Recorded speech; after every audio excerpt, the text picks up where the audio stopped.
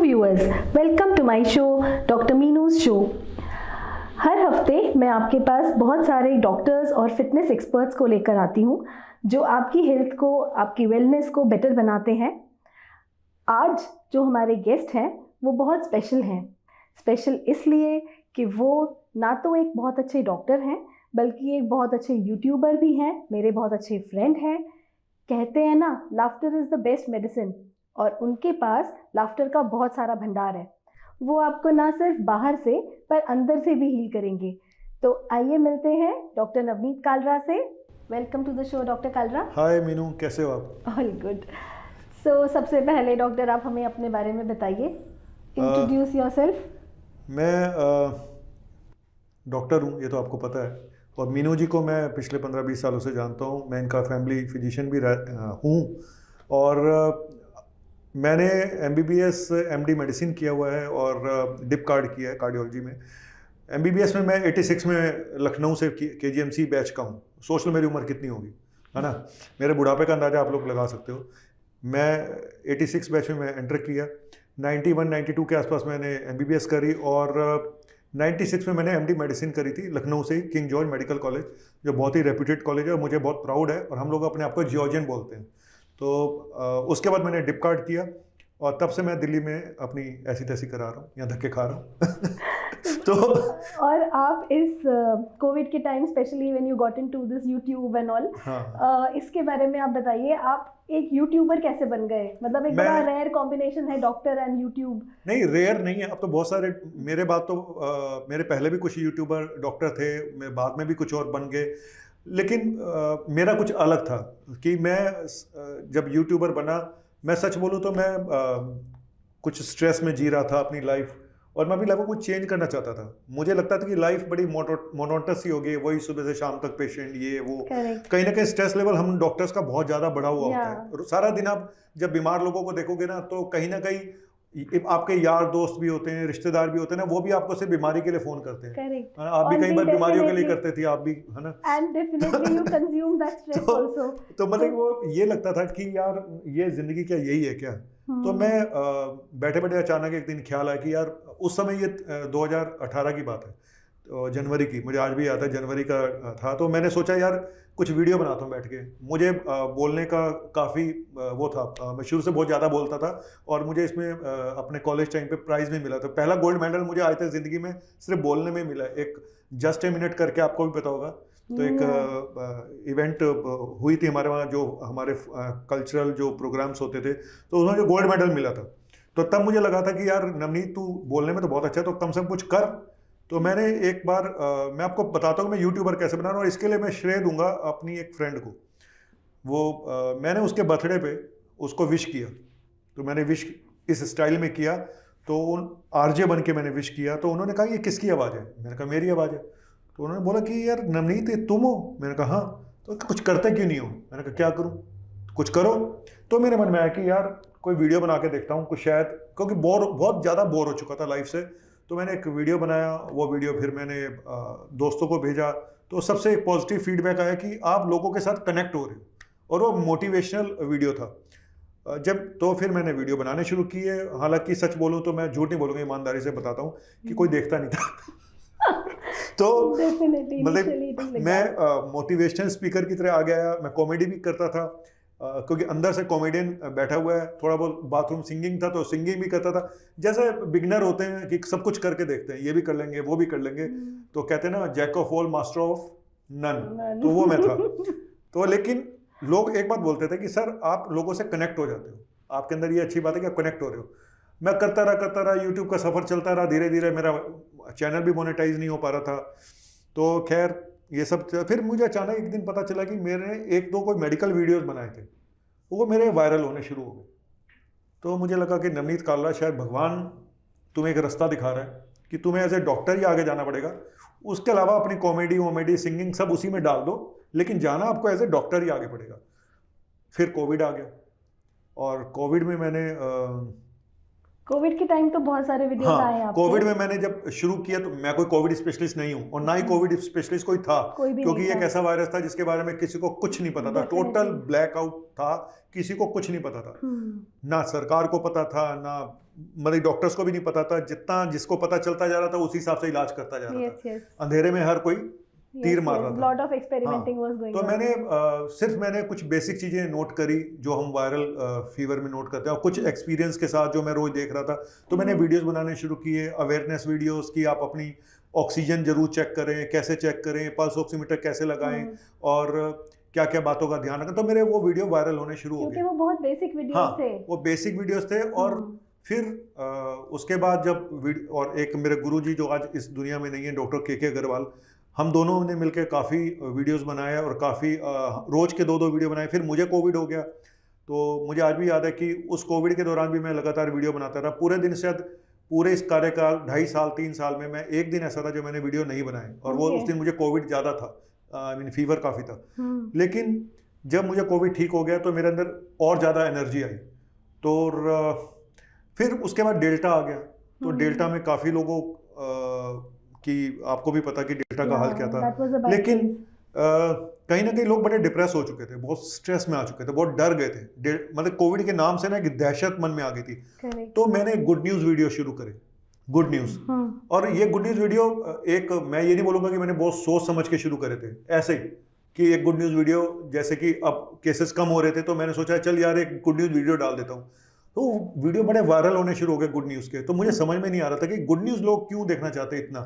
सुबह 9:30 बजे मुझे एक वीडियो डालना होता था गुड न्यूज़ का, कि कल क्या क्या हुआ, कल कितने केसेस आए, कितने ठीक हुए, कई बार खराब भी आते थे, केसेस बहुत ज़्यादा आ रहे हैं, पर मुझे वो गुड न्यूज़ वीडियोस बरकरार रखने होते थे कि मुझे लगता था, और लोग ये बोलते थे सर आपके वीडियो से हमें बड़ी पॉजिटिविटी मिलती है, हमारा डिप्रेशन दूर हो जाता है। Good news gives a positive feeling, नाम ही ऐसा गुड न्यूज़, लेकिन कई बार बैड न्यूज़ भी होती थी, तो मैं कैसे उसको, मुझे थोड़ा सा उसको मॉडिफाई करके बताना होता कि लोग, लेकिन यही सफ़र मेरा मुझे कहाँ से कहाँ ले गया। जब मैंने शुरू किया था हार्डली मेरे 100-200 सब्सक्राइबर थे, आज 8 लाख सब्सक्राइबर हैं। सब्सक्राइबर होना एक अलग चीज़ है, लेकिन जो मुझे प्यार मिला है लोगों से मैं बता नहीं सकता हूँ। और लोग कई बार आपको बिल्कुल, मतलब इन चीज़ों ने मुझे, लेकिन मैंने अपना वो चीज़ नहीं छोड़ी, कॉमेडी वाली मैंने हमेशा जो भी था मैं अपनी उस चीज़ को साथ में लेके चला। मेरा वीडियो गाने से, सॉन्ग से शुरू होता था, सॉन्ग पे ख़त्म होता था, और बीच में मेरे कॉमेडी के तड़के लगते रहते थे। और मैं आज भी ये मानता हूँ कि लोग मुझे मुन्ना भाई MBBS बुलाते हैं, हालांकि मैं MBBS MD मेडिसिन हूँ, पर मुझे आपको लोग अपग्रेड करते हैं, मैंने अपने आप को डाउनग्रेड किया, क्योंकि मुन्ना भाई MBBS तो नाम के साथ अच्छा लगता था, MBBS MD अच्छा नहीं लगता था। तो मुन्ना भाई वैसे तो एक फेक करेक्टर था मुन्ना भाई, जो मूवी थी कि फ्रॉड डॉक्टर जो होते हैं उनको बोला जाता है मुन्ना भाई, पर आपने देखा होगा मूवी में संजय दत्त कैसे इलाज करता था, मुन्ना भाई बन के लोगों को ठीक भी कर देता था। तो मेरा यही मानना है कि सिर्फ मेडिसिन से इलाज नहीं होता, इलाज दिल से और दिमाग दोनों से होता है। एक डॉक्टर को दिल से भी इलाज होना चाहिए, दिमाग से भी, और उसको खाली नॉलेज होना ही सब कुछ नहीं होता।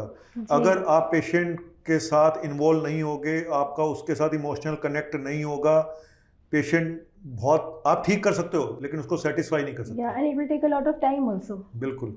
तो मुझे अभी भी लगता है कि मुझे बहुत अच्छा लगता है जब लोग मुझे मुन्ना भाई बुलाते हैं, क्योंकि मैं आज भी अपने क्लिनिक पे भी, आप भी आए हो मेरे क्लिनिक पे, मैं आज भी वैसे ही रहता हूँ। मैं आज भी देखो जीन्स पहन के आया हूँ, मुझे पता भी नहीं था कि आज मुझे यहाँ पे आना है, तो मैं ऐसे क्लिनिक से सीधा उठ के आ रहा हूँ। और मुझे सच बोलूँ तो मैंने ये सारे नॉर्म्स डॉक्टर्स के होते हैं ना, टाई लगा के जाना है, स्टेथो, आपने मुझे कभी स्टेथोस्कोप लगाए देखा वीडियो में? नहीं देखा होगा जी, नहीं देखा ना।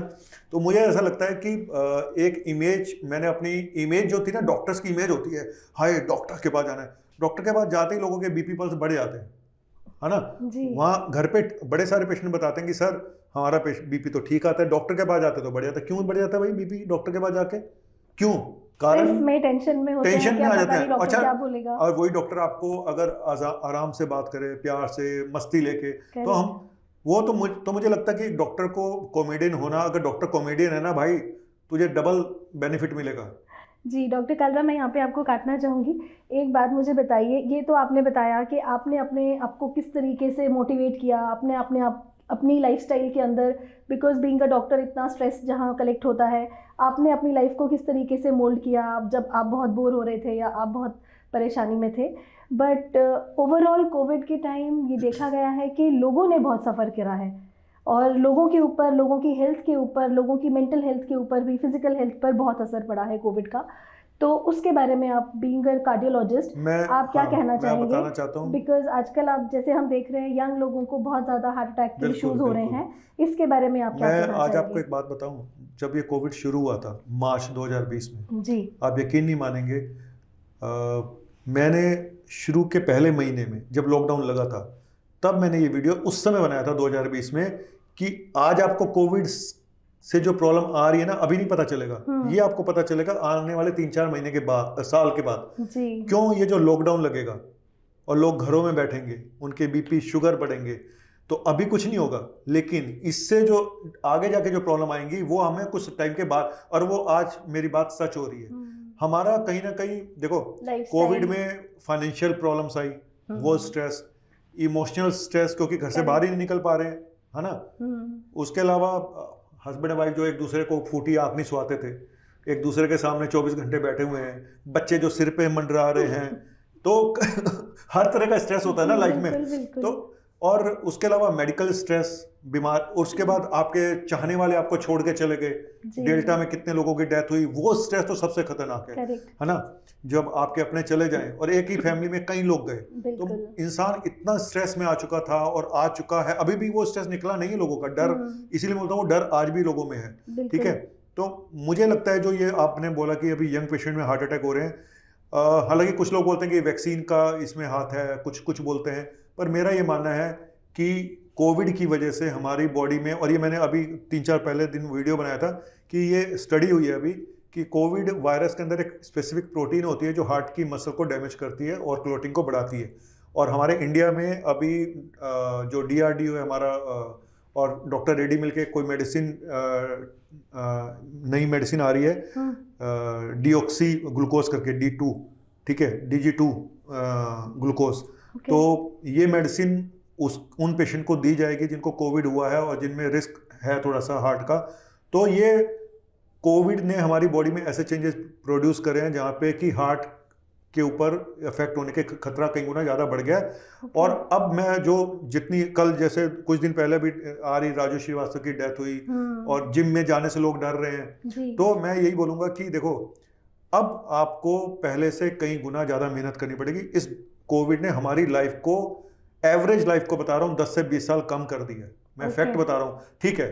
मेरी अगर मेरी एज को अगर 2 साल कम किया होगा तो किसी की जैसे हार्ट अटैक से डेथ होगी तो उसकी तो सीधा 30 साल कम हो गई।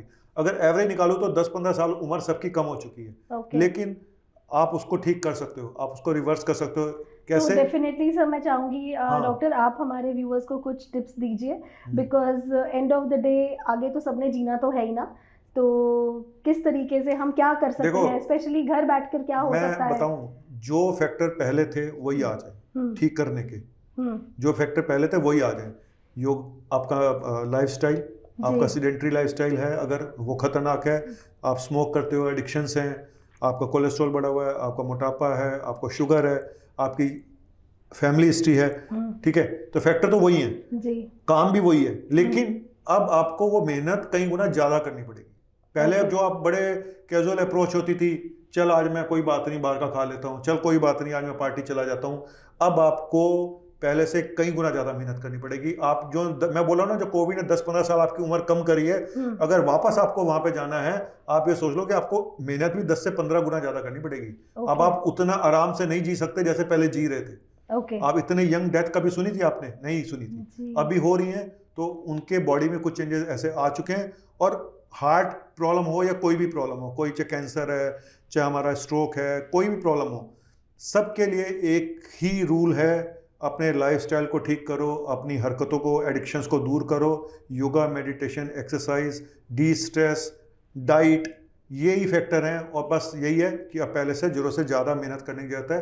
अब नॉर्मल तरीके की मेहनत से काम नहीं चलने वाला जी। बस मैं समझती हूँ बहुत ज़्यादा लोग स्ट्रेस भी कैरी करते हैं छोटी छोटी चीज़ों के लिए। आजकल स्ट्रेस भी बहुत ज़्यादा, जैसे लाइफस्टाइल के साथ स्ट्रेस भी बहुत ज़्यादा बढ़ अब गया सबसे है। बड़ा मुझे ऐसा लगता है कि सोशल मीडिया जो आया है इसने स्ट्रेस कई गुना बढ़ा दिया है। या बिकॉज एवरीबडी इज ऑनलाइन दीस बस, डेज, और फोन पे आप लगे, बच्चे फोन काम पे भी लगे हुए हैं। ऑनलाइन हो रहे हैं हमारे। लेकिन मैं आपको एक बात बताऊं, मुझे ऐसा लगता है कि जो मैंने अभी बात, जो सबसे बड़ा चेंज मुझे अब नजर आता है बच्चों में, खास तौर से यंग जनरेशन में, जितने हमारे फूड डिलीवरी वाले ऐप आए हैं, ये बहुत बड़ा कारण बन रहे हैं हमारी बीमारियों में। रीजन वो, हालांकि वो नहीं कहते कि आप रात के 2 बजे हमारे से खाना मंगाओ, लेकिन हमें अवेलेबिलिटी तो है ना, इतनी ज्यादा हो गई कि माँ बाप सो जाते हैं और बच्चे रात को 12, 1 बजे, 2 बजे डिलीवरियां मंगा रहे होते ये हैं। बहुत बड़ा थ्रिल का फैक्टर है, बहुत मजा आता है, एडवेंचर लगता है। एडवेंचर है, आधी रात को कोई एक आ तो रहा आप है। फोन पे सो नहीं रहे हो, और नींद का, कम नींद लेना, 7 घंटे की नींद Correct. बहुत जरूरी है। और नई रिसर्च अभी हुई है सर, अभी नई रिसर्च हुई है कि अगर आप 7 घंटे से कम की नींद लेते हो तो ये एक रिस्क फैक्टर है हार्ट प्रॉब्लम के लिए। तो नींद बहुत जरूरी चीज है, लोग इस पे इतना उसको गौर नहीं करते कि नींद कितनी जरूरी है।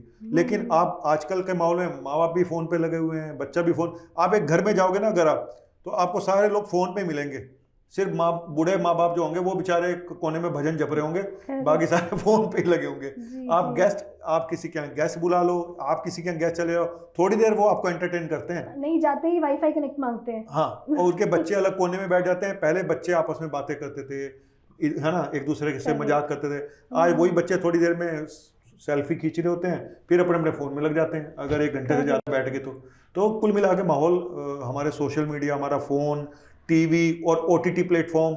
अब ओटीटी प्लेटफॉर्म पे आप एक वेब सीरीज देखना शुरू करते हो ना, आपका इतना एडिक्शन है कि जब तक वो रात तक वो खत्म नहीं होगा तब तक आप देखते रहोगे। और एक बार नींद टूट जाए 1 बजे 2 बजे, फिर नींद ही नहीं आती। मानते हो ना? क्योंकि हमारी एक ना वो बना हुआ साइकिल बनी हुई है कि हमने 11 बजे सोना है, तो हम 11 बजे के बाद अगर 11:30 12 बजे तक जाओगे नींद नहीं आएगी। तो इसलिए ये जो चीज़ें आजकल चल रही हैं ये सब लाइफ पे, और फूड डिलीवरी ऐप तो मुझे लगता है सबसे बड़ा कारण होगा। ये एक फ्यूचर जनरेशन के लिए अनछुआ, मतलब कहते हैं ना कुछ चीजें छुपी हुई होती हैं, ये वो छुपा हुआ कारण निकलेगा जो हमारी यंग जनरेशन को बर्बाद करने जा रहा है। एक तो फास्ट फूड खाओगे आप, दूसरा गलत टाइम पे खाओगे, है ना। हमें रात को हम बोलते हैं कि जल्दी खाना खाओ, अब हम 6:30 पौने 7 खाना खा लेते हैं। रात को अगर हमें 9-10 बजे भूख लगती है हम एक फ्रूट खा लेंगे। लेकिन यंग जनरेशन क्या करेगी, उसको पिज्ज़ा ऑर्डर करना है, उसको बर्गर करना है, उसको ये करना है। मैं नाम नहीं लूँगा किसी फूड डिलीवरी ऐप का, लेकिन मुझे ऐसा लगता है ये फूड डिलीवरी ऐप का गलत इस्तेमाल हो रहा है। दोस्तों मज़ा तो आ रहा होगा आपको खूब बातों में, इसीलिए मैंने इन्हें यहाँ बुलाया है। आप देख सकते हैं ये किस तरीके से इतने सीनियर डॉक्टर होने के बाद 25 इयर्स का इनको एक्सपीरियंस है अपनी प्रोफेशनल लाइफ का, और किस तरीके से इन्होंने अपनी ज़िंदगी को और औरों की ज़िंदगी को इतना खुशनुमा बनाया है। ये तो हम इनको यहाँ पर देख रहे हैं अभी, और इनकी पर्दे की लाइफ भी मैं आपको दिखाना चाहूँगी, तो आइए देखते हैं।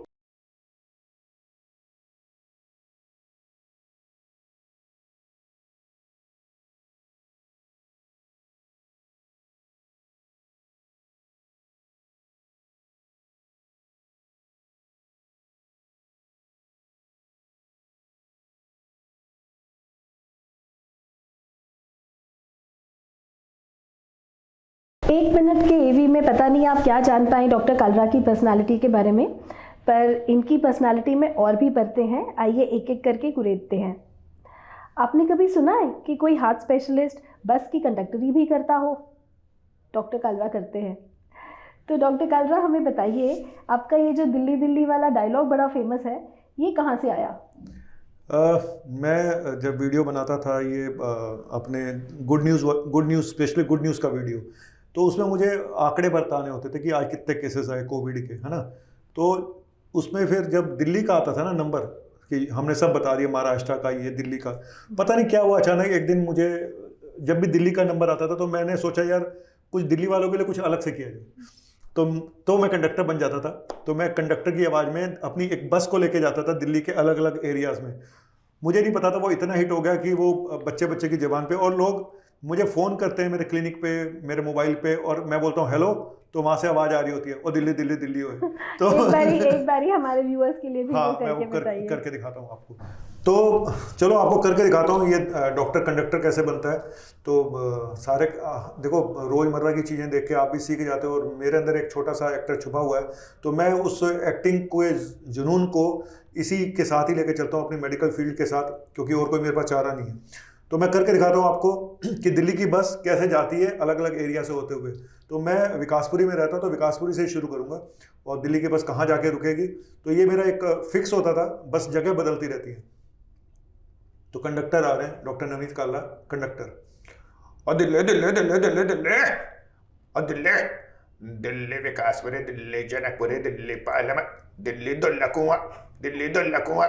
ओ है कोई मुआ, ओ कोई ना, ओ कोई ना, ओ कोई ना, ओ बले बले बले बले बले, आऊं आहूं आऊं आहूं आऊं आहूं आऊं आऊं आहूं आऊं आहूं आऊं। तो इस तरह से मेरी दिल्ली की बस अपना स्टेशन बदलती रहती थी, और लोग खुश होते थे, बच्चे खुश होते थे। और मुझे लगता है कि अगर आप अपनी बातों से लोगों को थोड़ी 5 मिनट की भी खुशी दे सकते हो ना, दवाइयाँ तो सबने देनी होती हैं, है ना। तो अगर मैं उन दवाइयों के साथ किसी को थोड़ी सी 5 मिनट की भी खुशी दे दूं, 5 सेकंड की खुशी भी दे दूं, तो मुझे लगता है मेरा काम हो गया, बस खत्म, है ना। और बस चलती रही है जिंदगी। तो कंडक्टर, अभी मुझे ऐसा लगता है कि डॉक्टर ही नहीं चलेगी तो कंडक्टर तो बन ही जाऊंगा। डॉक्टर कालरा, आपने बताया आप बाथरूम सिंगर भी हैं, तो हमारे व्यूअर्स के लिए कुछ गा कर भी सुनाइए ना। मैं बाथरूम सिंगर हूँ, और मैं शशि कपूर का जो हूँ बहुत बड़ा एक फ़ैन हूँ। मेरे फेवरेट जो मुझे लगता है वो शशि कपूर बड़ा कूल लगता था मुझे, तो मैं उसकी एक्टिंग भी करता हूँ। आज मैं आपको शशि कपूर का गाना सुनाऊंगा, तो सुना दूँ? सुना दूँ, सुना दूँ, कह दूँ, कह दूँ, कह दूँ, कह दूँ, कह दूँ तुम्हें, हाँ हाँ, अरे बोलो ना आप, हाँ हाँ, हाँ हाँ, आपको ये बोलना है। अच्छा ठीक है। कह दूँ तुम्हें, हाँ हाँ, या चुप रहूं, दिल में मेरे आज गया है। क्या है? अरे पूछो क्या है? क्या है? अरे कह दूं तुम्हें या चुप रहूं, दिल में मेरे आज गया है। तू बोले तो जानू, गुरु तुमको मानू, चलो ये भी वादा है। हाँ, तो वादा है, आपने वादा किया था तो हमने गा दिया, और क्या, बड़े लोग बड़ी गल्ला। चलिए। नाइस। तो डॉक्टर कालरा, एक पर्सनल सवाल। नॉर्मली देखा जाता है डॉक्टर्स हमेशा प्रेफर करते हैं कि उनकी वाइफ, उनके स्पाउस भी डॉक्टर्स ही हों, तो आपके साथ तो ऐसा नहीं है, क्यों? मैं सच बोलूं तो मैंने लाइफ को कभी भी बहुत सीरियसली नहीं लिया, और मैं कभी प्लानिंग करके नहीं चला। मेरे साथ के जो दोस्त थे, यार थे, तो वो जब वो पढ़ रहे थे मेडिकल कॉलेज में, तो वो मैंने उनका ओरिएंटेशन जो था शादी की तरफ, वो प्लान तरीके से था सबका, कि हमें हॉस्पिटल बनाना है, हमें नर्सिंग होम बनाना है। अच्छा, मुझे लगता था यार बैलेंस नहीं रहेगी लाइफ अगर मैं डॉक्टर से शादी करूंगा तो। क्यों? मुझे ऐसा लगता था, मतलब मैं, हो सकता मैं गलत हूँ, मुझे ऐसा लगता था कि यार बच्चे कौन पालेगा। मतलब मैं ये नहीं कह रहा हूँ कि वर्किंग लेडी से शादी नहीं करनी थी, लेकिन मुझे लगता था कि थोड़ा सा बैलेंस होना चाहिए। अगर मेरी वाइफ डॉक्टर होगी, मैं भी सारा दिन हम लोग पेशेंट देखेंगे, तो मेरे बच्चे का क्या होगा, उनको वो पढ़ाएगी नहीं पढ़ाएगी। मतलब मैं गलत था, लेकिन मैं आज भी मानता हूँ मैं इस बात पे गलत था। ठीक है, लेकिन मैं ये नहीं कह रहा हूँ कि मैं पछता रहा हूँ। मेरी शादी नॉन मेडिकल से हुई है। तो देखो, ये तो कहते हैं ना कि जोड़ियां ऊपर से पहले से लिखी होती हैं, हमें नहीं पता। लेकिन मैं बहुत सीरियस कभी नहीं रहा अपनी लाइफ के प्रति, कि मैंने प्लान तरीके से कभी कुछ नहीं किया। जो होता गया करता गया और आगे बढ़ता गया, और इसीलिए आगे बढ़ के मैंने जो लड़की मुझे मिली, मैंने शादी कर ली। अगर मुझे कोई पसंद आती मेडिकल लड़की, तो शायद मैं उसको भी बोल सकता था। सब चांस की बात है, जो लिखा था शादी हो गई, बच्चे हो गए। और मैं ये बोलूँगा कि अब लोग पूछते हैं मेरे से कई बार कि डॉक्टर से शादी होनी चाहिए या नहीं होनी चाहिए। मैं आपको एक आज फैक्ट बताता हूँ। 50% से ज़्यादा जिन डॉक्टर्स, फीमेल डॉक्टर्स को मैं जानता हूँ जो शादीशुदा हैं, वो प्रैक्टिस नहीं कर रही हैं, वो हाउसवाइफ बन चुकी हैं। तो मुझे फिर यही लगता है कि अगर एक डॉक्टर को शादी करने के बाद हाउसवाइफ ही बनना है जी, तो फिर फ़ायदा क्या हुआ। मैं बहुत सारे अपने दोस्तों को जानता हूँ जिनकी वाइफ इस समय सिर्फ घर गृहस्थी का काम कर रही हैं। वो इतनी पढ़ाई करने के बाद, स्पेशलिस्ट बनने के बाद सब कुछ छोड़ चुकी हैं सिर्फ। तो मुझे ये, उसके कारण बड़े सारे हो सकते हैं पर्सनल रीजन पे, लेकिन मुझे ऐसा लगता है कि मेडिको हो या नॉन मेडिको हो, कोई भी हो, जहाँ आपकी ट्यूनिंग हो जाए, जहाँ आपकी अंडरस्टैंडिंग अच्छी हो। और मेरी वाइफ टीचर है, वैसे मैं आपको बता दूं, जी। तो मुझे लगता है वो भी एक नोबल प्रोफेशन है ना। Correct. जैसे डॉक्टर का होता है, टीचर और डॉक्टर दो ही ऐसे प्रोफेशन माने जाते हैं जो सबसे नोबल हैं। तो मुझे अभी भी प्राउड है कि मैंने एक हमारे यहाँ जब लोग मिलने आते हैं तो बड़े खुश होते हैं कि एक टीचर और एक डॉक्टर। तो मेरी बेटी डॉक्टर है, हालांकि मैं उसको डॉक्टर बनाना नहीं चाहता था, लेकिन उसने बोला मुझे डॉक्टर बनना है, तो वो डॉक्टर बन रही है, बन चुकी है। तो अभी सेक्रेटरी में वो कर रही है, एमडी। तो बेटा मेरा जो चाहेगा वो करेगा, वो उसने डॉक्टर नहीं बनना है, तो किसी के ऊपर आप लाद नहीं सकते। और मुझे लगता है सब हमारी प्लान, बहुत सारे लोग प्लान करके डॉक्टर शादी करते हैं आजकल जिस ढंग से चल रहा है माहौल। लेकिन मुझे लगता है कि यार लाइफ में ना कभी भी कुछ भी हो सकता है, कुछ लिखा नहीं हुआ है, हम कुछ भी हो सकता है यार। जो मिले ना उसको एक्सेप्ट करो, खुश रहो, आपकी मेन है हैप्पीनेस। अब आप डॉक्टर से शादी करा के, मैंने बड़े ऐसे भी देखे जहाँ डाइवोर्स हुए डॉक्टर्स के, ठीक है। तो कुल मिला के हैप्पीनेस सबसे बड़ी चीज़ है, चाहे वो डॉक्टर से शादी करो, मेडिको से करो, नॉन मेडिको करो, इससे कोई ज़्यादा फर्क पड़ता नहीं है। जी। तो डॉक्टर कालरा, आप एक सक्सेसफुल डॉक्टर एज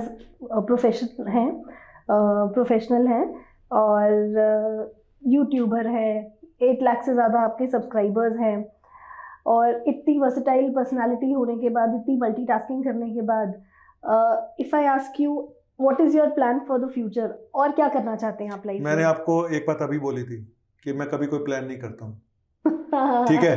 तो सच बोलूँ तो मेरी कोई प्लानिंग नहीं होती, मैं सिर्फ समय के साथ अपने काम एफर्ट्स करता हूँ।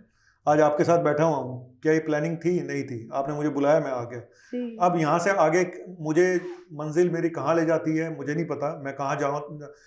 मेरा काम सिर्फ एज ए डॉक्टर, अभी मेरा सारा फोकस अपने पेशेंट्स पे होता है, अपनी हेल्थ पे होता है, क्योंकि जिस उम्र में मैं हूँ, आई एम 55 प्लस, तो मुझे अपनी हेल्थ को बहुत, मेरी फर्स्ट प्रायोरिटी मेरी हेल्थ होती है। और मैं सबसे बोलूँगा कि आपकी प्रायोरिटी आपकी हेल्थ होनी चाहिए। प्लानिंग सब धरी की धरी रह जाती है अगर हेल्थ नहीं है तो मेरी प्रायोरिटी, आज बोलता हूँ और मैं अपने ऑडियंस से भी बोलूँगा कि प्रायोरिटी सिर्फ एक ही होनी चाहिए, सबसे पहली प्रायोरिटी हेल्थ। उसके बाद अगर आप जो भी करना चाहें, मेरी अभी प्रायोरिटी मेरी हेल्थ है, मेरी फैमिली है, और ये यूट्यूब जैसा चल रहा है चलता रहेगा। और अगर इसके साथ मुझे कुछ और करने का मौका मिलेगा तो मैं ज़रूर करूँगा। हाँ, मैं हमेशा कुछ टाइम के बाद बोर हो जाता हूँ जो मैं कर रहा होता हूँ, तो मैं कहीं ना कहीं कुछ नया करने की कोशिश करता हूँ। उसी नया करने के चक्कर में मैं कभी कॉमेडियन बन जाता था, कभी मैं सिंगर बन जाता था, कभी मैं मोटिवेशनल स्पीकर बन जाता था। और लेकिन घूम फिर के मैं डॉक्टर हूँ, और पहला और आखिरी काम मेरा यही रहेगा कि मैं लोगों की मेडिकली जितनी हेल्प कर सकता हूँ वो मैं करता रहूँगा। Thank you. तो दोस्तों, आज मैंने आपको एक जिंदा दिल ज़िंदगी से मिलाया है, और इसी तरीके के और एक्सपर्ट से मैं मिलवाना चाहूँगी आपको आने वाले एपिसोड्स में। अगर आपको हमारा ये प्रोग्राम अच्छा लगता है तो हमें नीचे दिए गए नंबर्स पर ज़रूर कांटेक्ट करिए, ईमेल कर सकते हैं आप। डॉक्टर कालरा से मिलना चाहते हैं तो उनके नंबर्स भी यहाँ पर स्क्रीन पर दिए गए हैं, उनसे भी आप कांटेक्ट कर सकते हैं। और मिलते हैं अगले एपिसोड में, अगले हफ्ते डॉक्टर मीनूज़ शो में। Thank you.